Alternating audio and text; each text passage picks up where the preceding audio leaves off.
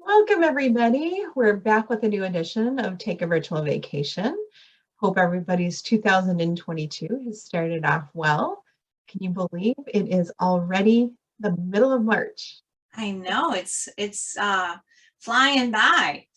No, already a little crazy, but hey, things are looking up. We've been, at least I know for my business, I've been getting a lot more inquiries, which is very promising now that the world is starting to relax its restrictions. More people are feeling comfortable to travel. And in the spirit of what we've been doing and focusing on our eat, drink, and travel philosophy, we decided tonight to take a little adventure into the food of the Caribbean. So welcome, everybody. My name is Maria Stephanopoulos. And my screen's not in. Oh, no, it did advance. Hang on. I am going too far.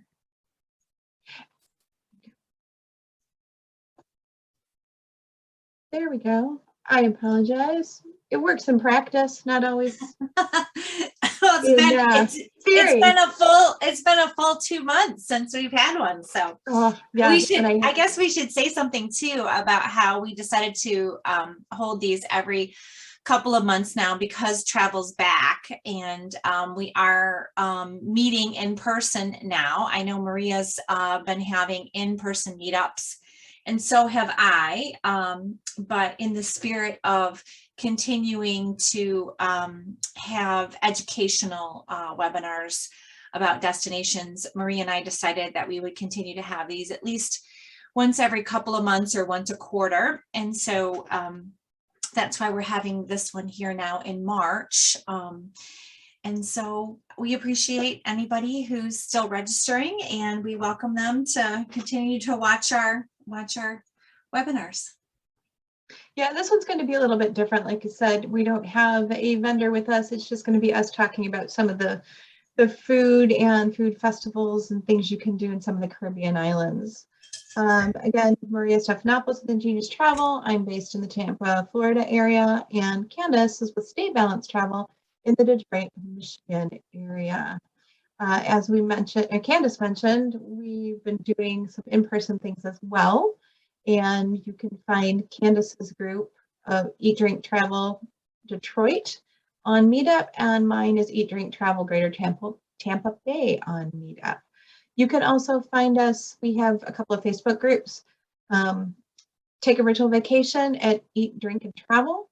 Please join us there. We're going to be posting additional things there as well. So without further ado, we're going to jump into the Caribbean.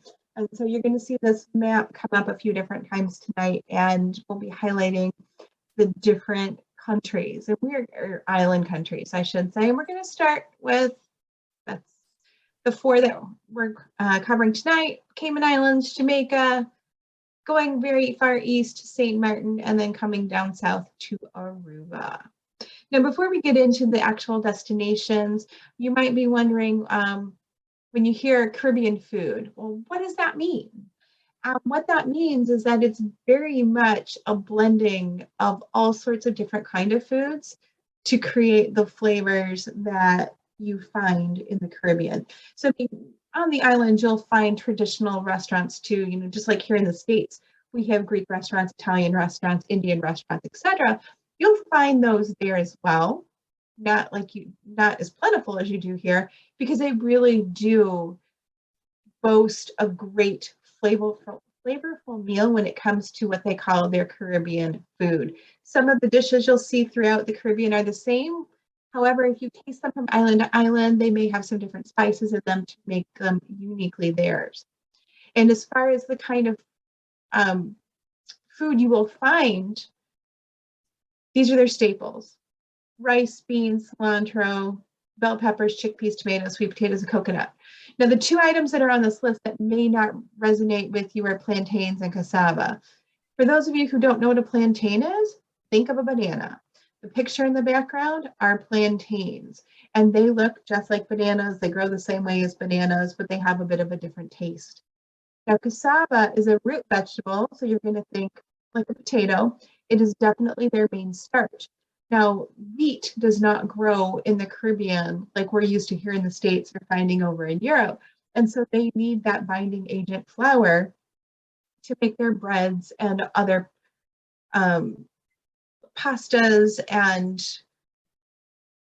oh, of course, what I was going to say just flew out of my head. Anything that requires a binding agent. Flour. Yeah. They grind it down. It's their flour. They use it in their cooking and baking. So without further ado, let's jump in. Our first stop is going to be the Cayman Islands. Now, some fun facts about the Cayman Islands. Believe it or not, their main language is English. They're in the Eastern time zone. So I know for us who are on tonight, we're all in the Eastern time zone. So for us, that's fantastic. We don't have to worry about changing the clock. Now, their weather, oh, just another like caveat to that fun fact of the time zones. None of the islands that we're talking about tonight change time. So next weekend, when we're changing time to Eastern Daylight Time, they're still going to be the same time they were. They are not switching like us. They will then be more. That's more of a function of the fact that they're on the equator.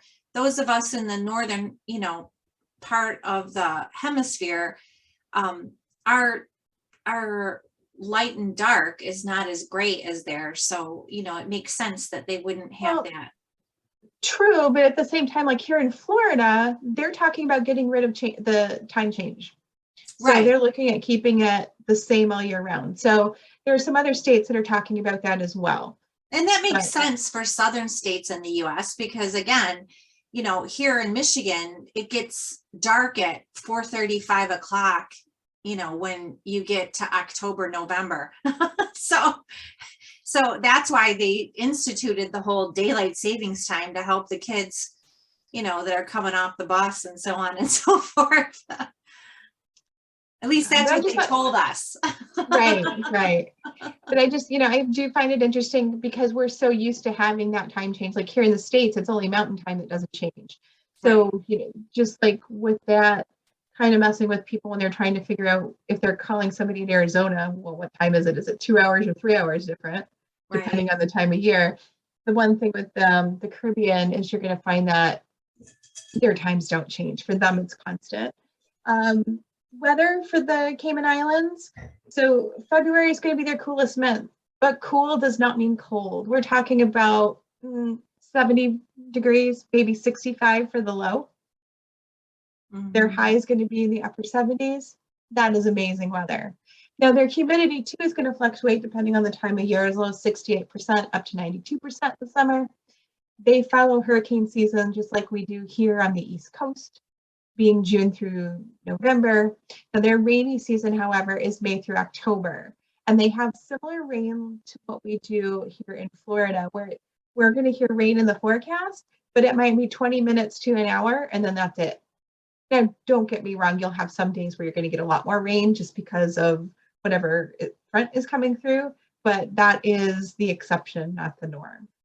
And I can also interject here too, because a lot of clients that aren't familiar with traveling to Caribbean islands will ask me, well, I want to go when it's not hurricane season. And I say to them, there's no way we can guarantee when hurricane season is. There's obviously months that have been noted, but with climate change and everything that's been going on, you can see a hurricane in later than November or December, even in some instances, unfortunately. So it's just a gauge when we put this kind of stuff up on a screen for people. So I just wanted to interject that. Yeah, I mean, thankfully those are rare. Mm-hmm. To have it outside of those months. I know a few years ago we had one that came in early June, which is really rare because the waters usually are not warm enough at that point, but things happen. We're seeing it all the time. Right. Currency wise, they do have the Cayman dollar, and it's worth $1.25 to the US dollar. So your money does go a little bit further. And what's nice about going to the Cayman Islands is you do not have to pack a power converter. They use the same kind of electricity as we do here in the States. So for those of you who like to bring your own hair dryers, shavers, styling product or styling things like a curling iron or a flat iron, you shouldn't have any issues with that. So even though we're talking about food, we want to go into some of the other things that you can do while in the Cayman Islands. And these are some of the highlights. The Cayman Islands are wonderful for snorkeling and diving. The water is so clear, you get to see the marine life, similar to what you're seeing here in this picture with the diver with the sea turtle. Now, for those of you who also like to be in the water for snorkeling and scuba diving, you definitely want to check out Stingray City. You can actually go swim with the stingrays. And that's a completely different experience that you're not going to find anywhere here in the States. I mean, how many people can say that they've actually gotten to do that? You know, for those of you who are more into the land portion, not so much wanting to swim with any kind of sea life, they have a lot of golf courses in the Cayman Islands, but they're also very well known for their Turtle Center Island Wildlife Encounter. You get to see other turtles similar to what you're seeing here in the water, but on land. It's basically a wildlife sanctuary for turtles. Definitely a must-see while there. And of course, eat. We're going to get into our food portion. Now, the Cayman Islands is known as the culinary capital of the Caribbean, and they have different activities throughout the year that reflect this. Now, keep in mind that not everything has recovered since COVID hit. And the Cayman Islands is actually still pretty closed. I mean, you can go if you're fully vaccinated. Unvaccinated, you can't go. And so because of that and their numbers, they've held back on a number of their food festivals. Now, they have, if you look at the bottom of that list, the Taste of Cayman Food and Drink Festival, that has been postponed for the last 2 years. That might come back this year. They still are debating. If that happens, that will take place in November. Now, the Cayman Bay, they have weekly food tours. And for that, I mean, you can go any time of year and you're going to be treated to special dishes that are native to the Cayman Islands. They also have the Cayman Restaurant Month in October. And as part of that, Cayman Cocktail Week. They have different restaurants that participate. You're able to try several different flavors in the area to get a true, authentic Cayman Island food experience. For those of you who might be interested in trying one of these, I do have a recipe on my next couple slides. Now, I am not expecting you to write this down right now. I will send this out to you, but I wanted to make sure that you would be able to have a taste from the islands. So for this first one, we have conch stew. A lot of these ingredients are pretty normal to us. What I think is pretty cool about this is it's got the coconut in it. Not everybody likes the coconut flavor, so it may not appeal to everybody. Or the coconut milk, which you don't want to leave it out. If this isn't for you, let us know. We have other recipes we can send you.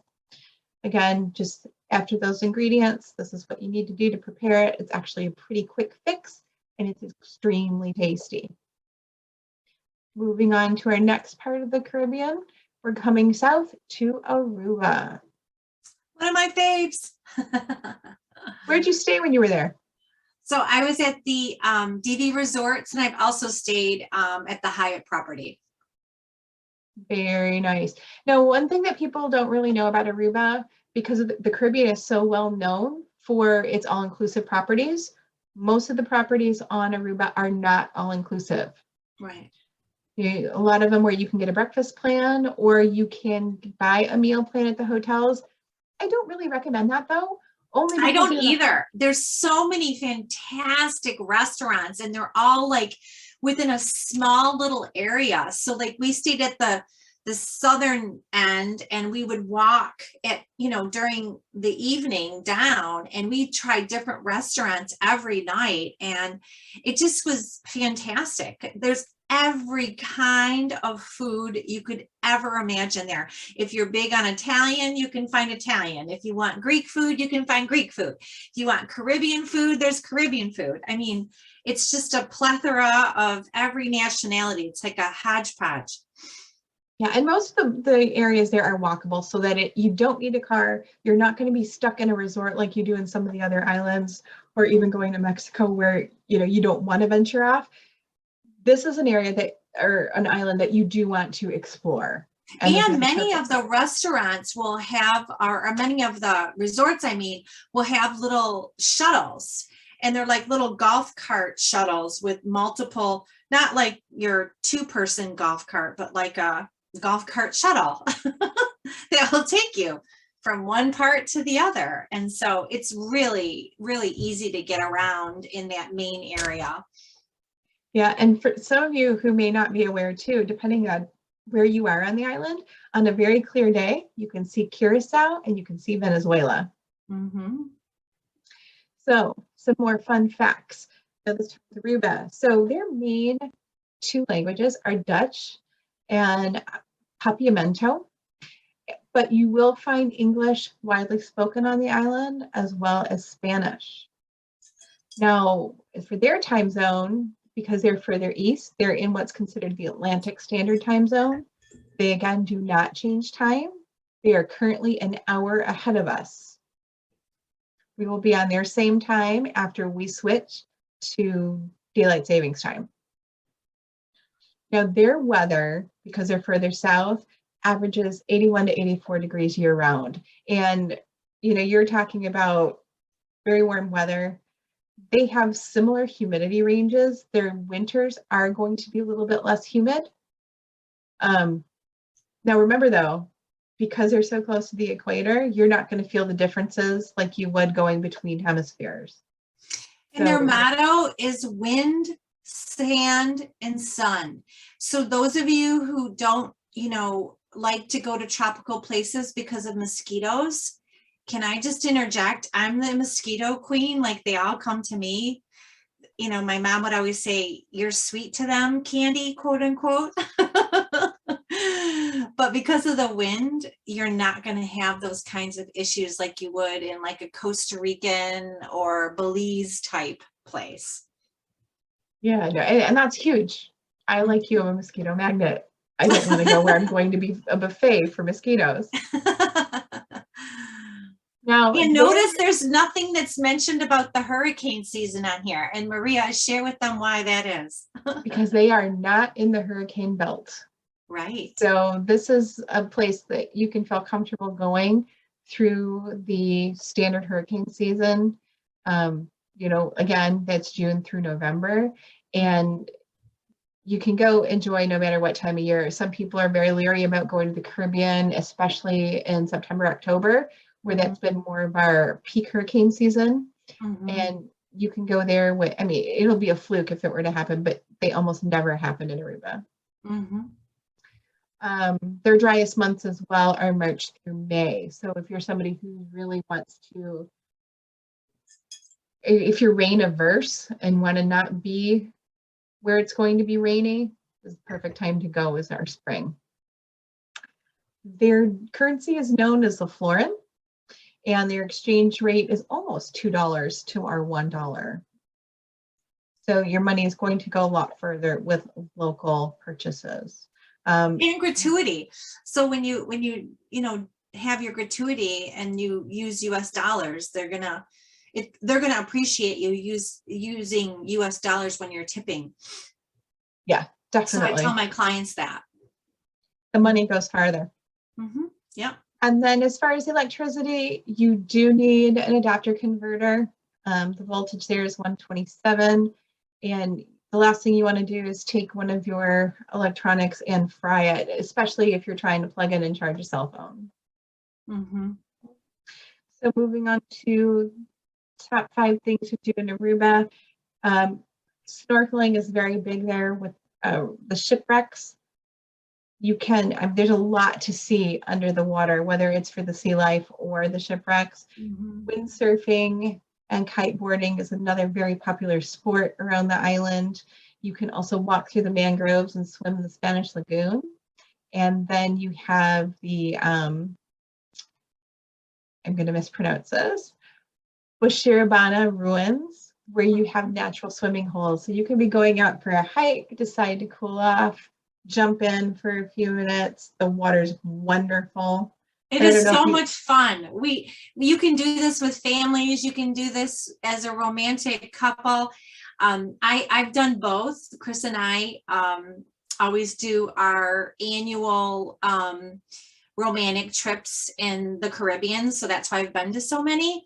But we also took our family there for a family vacation. And it's just anybody who likes water and likes swimming, snorkeling, this is a fantastic destination. And again, the food. Mm-hmm. So you got to eat anyway, so you may as well know where to go, right? And so Aruba they had a festival as well. They have not talked about bringing it back, so I didn't want to include it here because I don't want to, pique somebody's interest with it and then them decide not to hold it again, or at least not for another year or two. But they are bringing back Restaurant Week, and that's September 1st through 8th. As of now, these are the various restaurants that are participating. And for the first three on the list, the Cafe, the Plaza, Surfside Beach Bar, and Williams Judge Pancakes, those have breakfast options as well as dinner. Oh, and good. So, that's the way that you can go, again, try out local flavors to Aruba. For the evening meals, they've got a premium wine selection for a wine pairing with it. They really do go all out during Restaurant Week. Now, that's not to say you're going to be treated any differently throughout the rest of the year. You're just going to be in for some food extras during the week. Like with the Cayman Islands, I have a recipe here as well. This is their pastechi. They remind me of empanadas. And, yes, we are really good. They're super good. You'll see some similar foods throughout regions. And it just, we tend to gravitate, even though we like to try different foods, we'll still gravitate towards some of the things that look a little bit more familiar to us. And they're not as spicy as like some of the empanadas that you would get from like Mexico or like some of those other areas that'll put a bunch of chilies and stuff in it, though. That's what I'll say about it. Yeah, no, and it's great. And these are, again, you can make these at home. We've got the ingredients here. I've got the directions for cooking. I'll send it out so that those of you who want to try it can try it. Take pictures of it if you do. Put it on our Facebook pages. Let us know if you did try it. We'd love to know your reaction to it. So moving on from Aruba, we are next going to go to St. Martin. Now, I had to draw the arrow in with this because St. Martin is so small on the map. And the thing that I find rather interesting with that is it's so small on the map, but it's actually two countries in one. You've got the French side and you have the Dutch side. Mm-hmm. And they're similar in a lot of ways, yet very different in others. So for one, the language. So on the French side, the predominant language is French, but the secondary language is English. The Dutch side, you have Dutch as the main language, followed by English. They do speak English pretty thoroughly throughout the entire island. So it is a good thing that you don't have to know the language, their languages, in order to have a great time there. They're also in the Atlantic Standard Time, which again, they don't change time. They're currently an hour ahead of us. When we spring forward, we will be at the same time as they are. They're following some similar weather patterns as Aruba did. They're further south. Not further south of Aruba, but like further south from the States. And this is why they're mimicking, if you will, the same kind of weather for the most part as Aruba. January through June is really the best time to visit there. And February being their coolest month, but again, their cool temperatures are not very cool at all. They're cool by, I need to keep my hand off the mouse. They're cool by their standards. For us here in the States, depending on where you are, especially for further north in Michigan, like you ladies are, it's going to feel like a heat wave even in February. Yeah, my son wears shorts at 58 degrees. So. Yeah, teenage boys tend to do that. I know. It's kind of crazy. He's down by you right now because it's spring break for Michigan State, so he's in Fort Lauderdale. Well, he's enjoying some very nice weather right now. Yes, you have fantastic weather right now. So the currency in St. Martin on the Dutch side is the Netherlands Antillean guilders, or also known as florins. The exchange is similar to what you saw in Aruba at $1.79. So again, you would definitely want to tip in US dollars. However, what's really interesting is that the US dollar is accepted everywhere and the euro is accepted everywhere. Mm-hmm. And that's on both sides of the islands because they're both European based. So a lot of people don't realize that.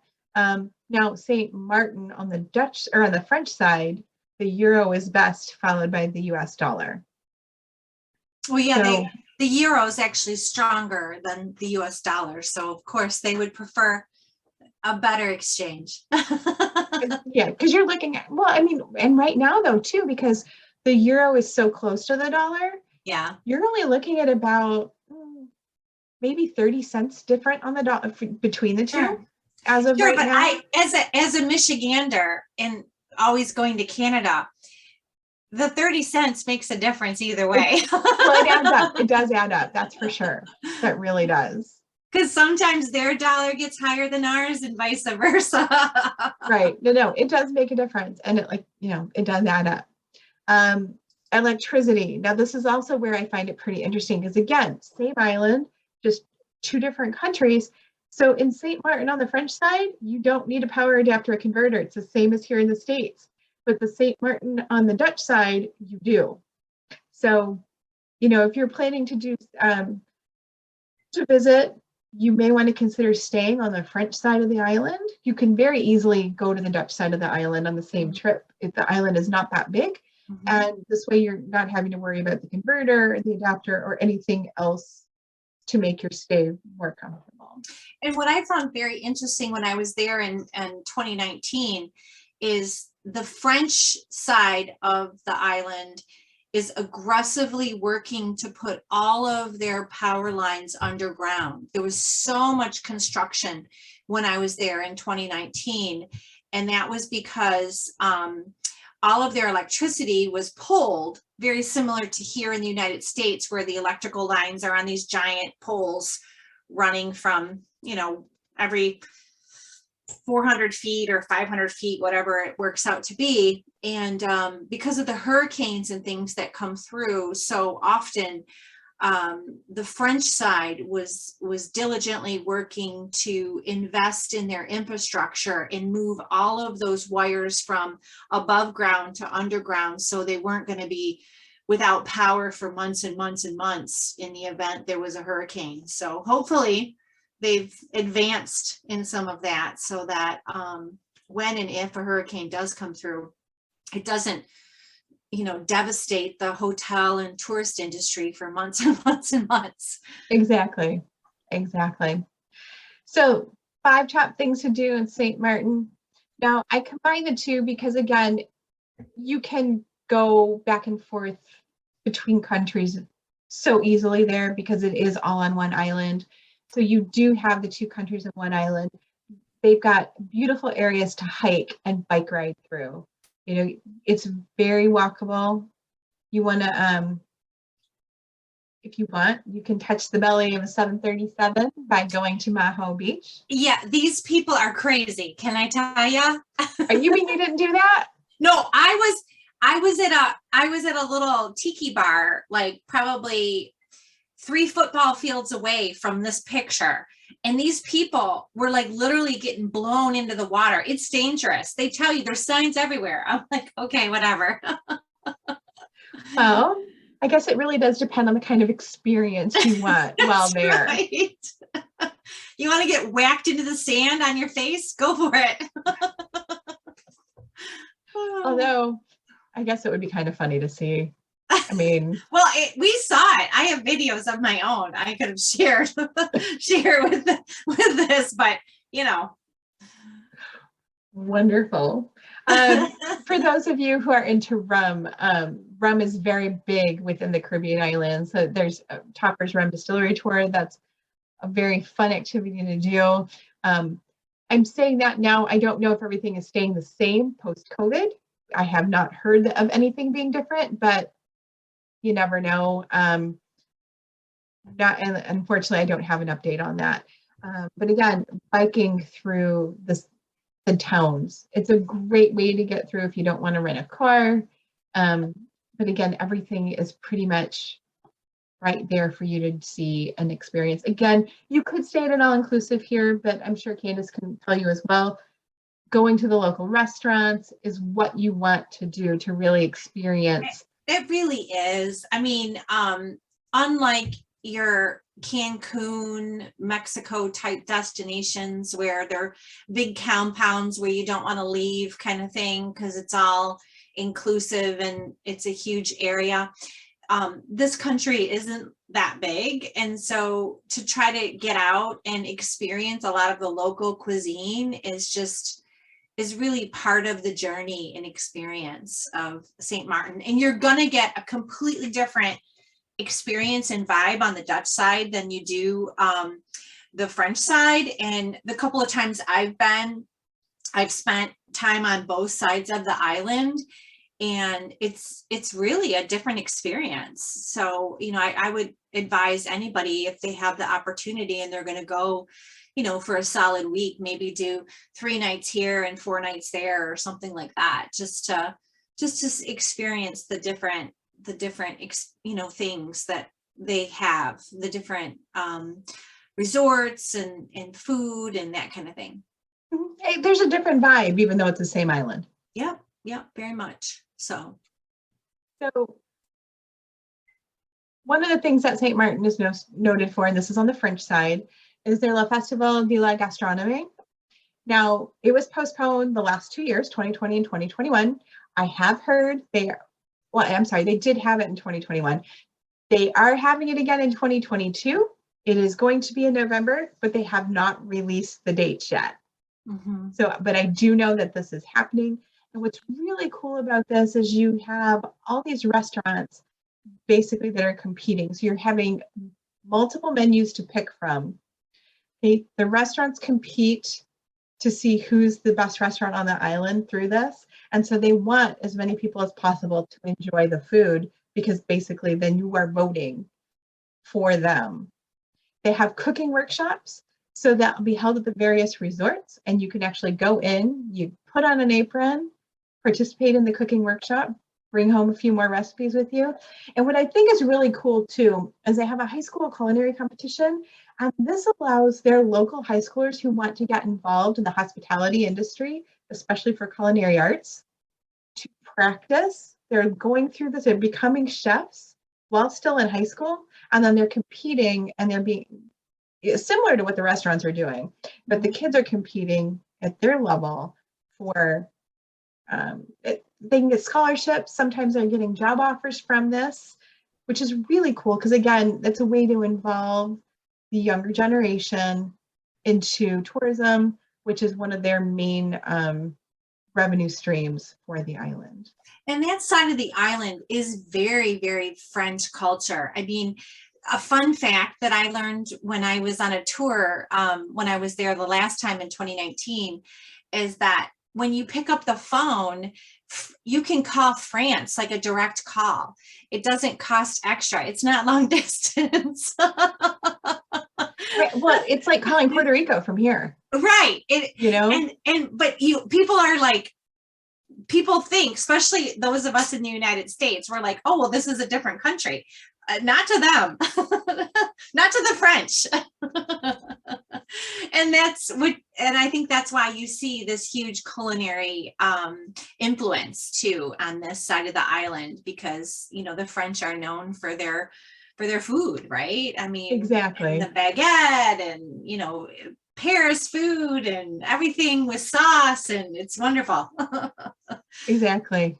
When I go home, having to go on a diet when you get back because you ate too much while on vacation. Right. But like the other islands, we do have a recipe also. callaloo soup. I don't know if you had tried this, Candace, when you were there, but this is one of their staples on the island. And, again, a lot of these are very, for them, staples. The actual callaloo is a little bit different for us, but, not everybody likes okra, but for those who do, that is in it. You can make it without it if you want to get your own flavor, but this is definitely something, again, if you try, send us a picture, let us know how it tasted, if you try it again, if you recommend it, the directions on how to cook it, so, I mean, this one takes a little bit longer to cook. Yeah, it's okay. We can also help you find a crock pot recipe for it so that you're not having to leave it just on the stove. So moving on then to our last destination of the evening, we're now going to Jamaica. So when you hear Jamaica, food-wise, what's the first thing you think of?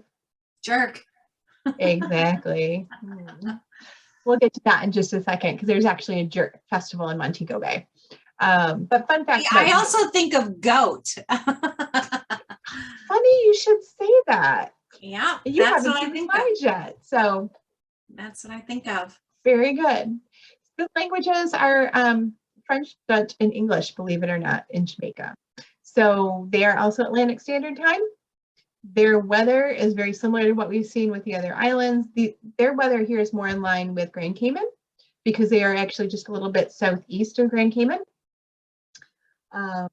They can be affected by the hurricanes as well, though because they're a little bit further east than where Cuba is, they tend to not get hit as often.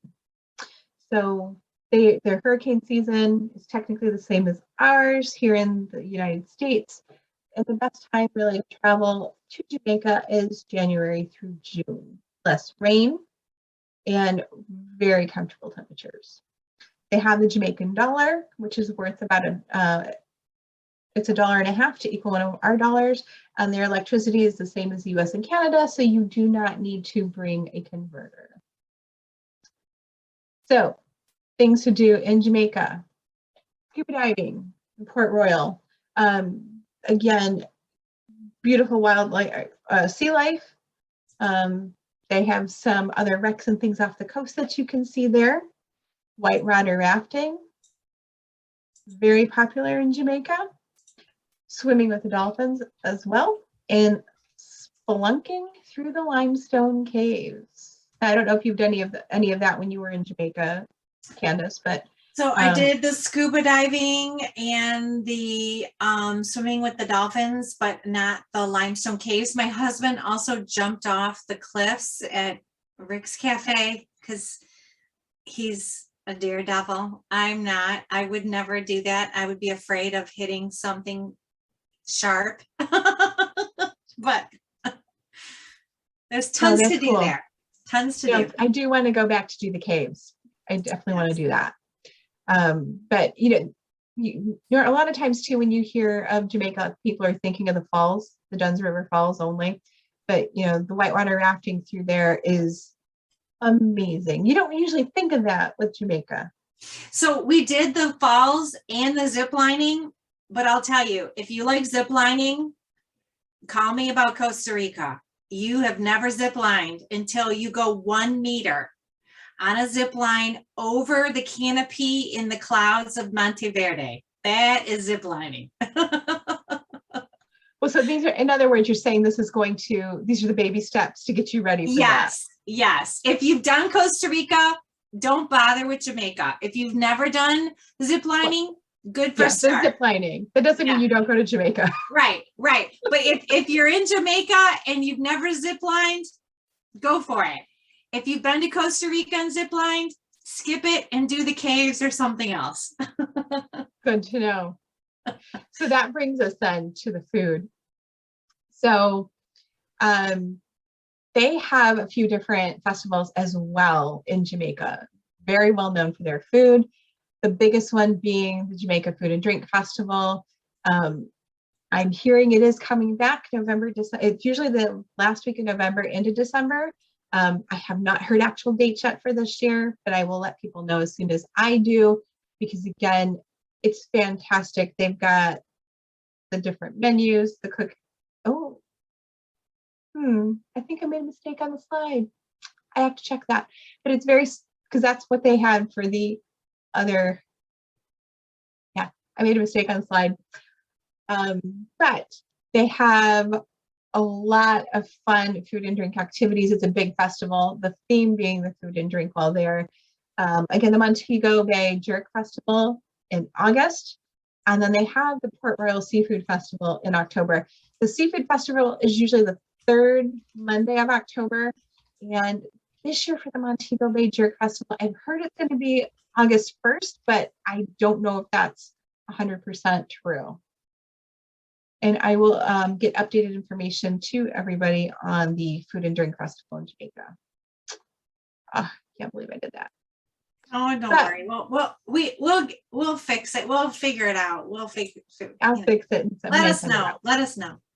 So the top 10 foods in Jamaica, jerk being number one, which is one of the reasons I asked about, when you hear Jamaica food-wise, what do you think? So followed by patty, ting, steamed fish, oxtail. What is the one after oxtail, Candace? The curried goat. See? Exactly. Now they have rice and peas like we think of here as red beans and rice. It's very similar, except they're using peas instead of red beans. They have the rundown, which is a type of fish dish, I should say. So is the escovitch fish and the ackee and saltfish dish. Those are their top 10. You're going to see those throughout most of the restaurants that are serving authentic Jamaica cuisine. Again, Jamaica has other restaurants for different nationalities and regular American fare as well. But if you're going to a new destination, you want to eat like the locals, in my opinion. You at least want to try it. If you don't like one dish, try another, maybe try 2 more. And then if you're really, for whatever reason, not into the food, go back to what you're used to. But the food tells you so much about the culture of the people that you really need to indulge in the local fare while there.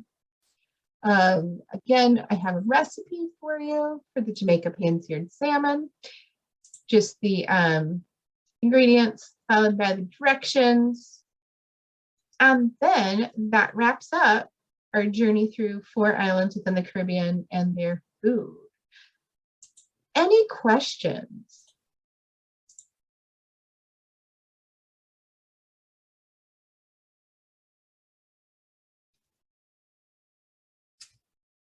Doesn't look like we have any, so. Well, one of the things that I want to touch on, for those of you that are looking to go to any of these islands within the near future, and by near future, I'm talking about within the next few months, especially, just to give you up to date. I mentioned earlier with Grand Cayman, if you're not vaccinated, that is not a destination for you to go to. If you are, you still need to take a test before going. It needs to be done within 3 days, 72 hours prior to your arrival. You also need to have insurance medical coverage for COVID, and masks are worn in public while there. So keep that in mind, because it's like here in Florida, we haven't had masks of any kind for quite a while. So people here may not be comfortable wearing a mask. If that's the case, that's not a destination for you to go to. St. Martin, negative test within 72 hours, whether you're vaccinated or unvaccinated, or that's for unvaccinated. No test if you are vaccinated. You do need to fill out an authorization form, basically letting them know where you're going to be there. Masks are worn in public. For Aruba, if you're not vaccinated, you need a test within 72 hours. You need Aruba's insurance. They have their own special insurance you need to buy while they are to visit there. Let's see. If you're vaccinated, you do not need to test before going, and masks are required in some places. And then Jamaica, to wrap this up, negative test required within 72 hours, whether you're vaccinated or not. Masks are worn in public places. You do need to fill out a locator form 3 days prior to your arrival, and then your immigration form. And remember, as of this time, you still do need a negative test to come back to the States, no matter where you're traveling, vaccinated or not. So Debbie did have a couple of questions, and she asked if we were planning a trip to any of these places. And I am currently planning with the Metro Detroit meetup, a trip to Curacao, because it's an up and coming Caribbean destination. And we discussed it at our in-person meetup at the Bahama Breeze that we had in Troy just a couple of weeks ago. And there was enough interest in us putting together a group trip to the Caribbean. And so Curacao was one of the countries that was thrown out, and Aruba was also one of the other countries that was thrown out, just because of the location and the fact that the probability of hurricanes is so low in those areas. Sure. So stay tuned for information in our meetup group about that. And then she also asked about Italy. And I'm assuming, Debbie, what you were asking about Italy was about the safety protocols. Is that what you were asking about? Yeah. Italy right now, yes, you do not need to be vaccinated to go. You do need a negative test. Now, where it's going to become okay. All right. Well, we're at the top of the hour, and I appreciate the fact that we were able to have a great evening tonight, and we appreciate your questions, Debbie. And for those of you who are watching the recording, thanks for joining us. Yep, and we will keep you posted on when our next event will be. Okay, thank you. Thanks. Have a good night, everybody. All right, take care. Bye.